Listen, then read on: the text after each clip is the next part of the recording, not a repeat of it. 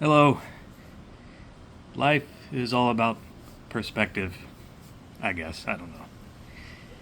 So here we have what looks like a $quarter zoomed in on, and then we add perspective, and we see that it is, in fact, a chonker.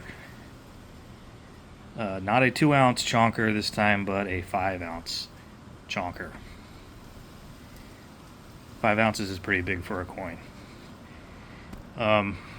It's the Hawaii Volcanoes commemorative 5 ounce from 2012.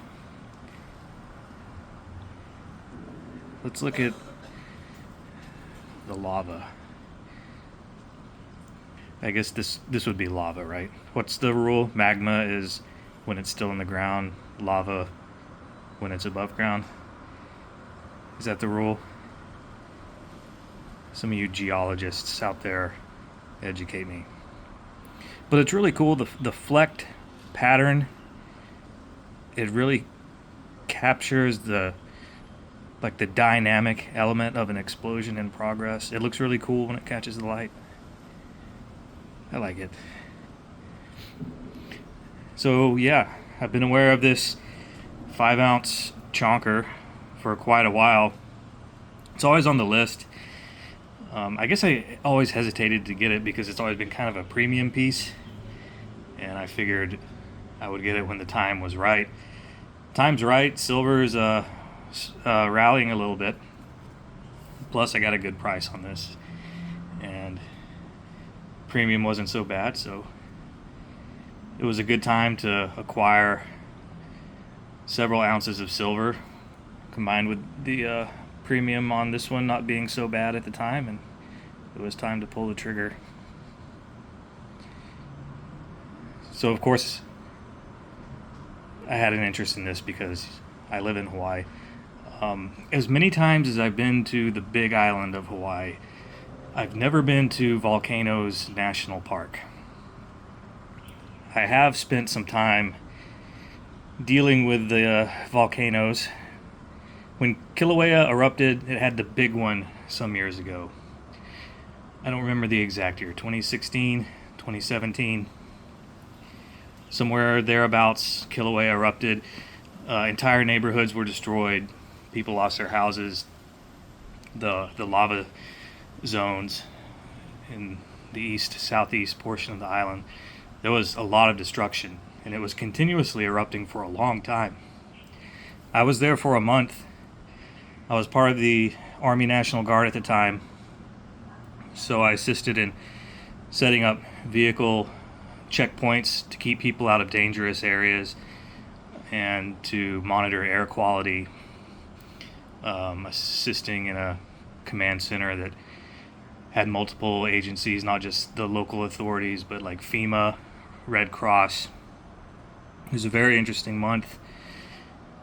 There were roads that we would drive through that the roads were just in a constant state of tar melt. You couldn't stop or your tires would melt. Smoke rising up from the ground. And we carried air quality detectors with us at all times because the air could turn dangerous. There was a really interesting phenomenon called Pele's hair.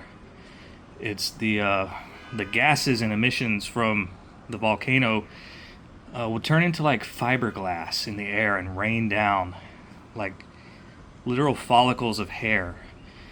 And it was actually it looks just like a wad of hair if you were to collect it, but it also forms really small particulates of literal fiberglass that if you inhale, very bad for you.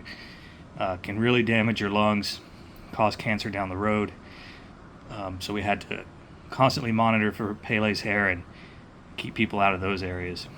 And of course we had to patrol for looters and burglars. And my unit did catch a few.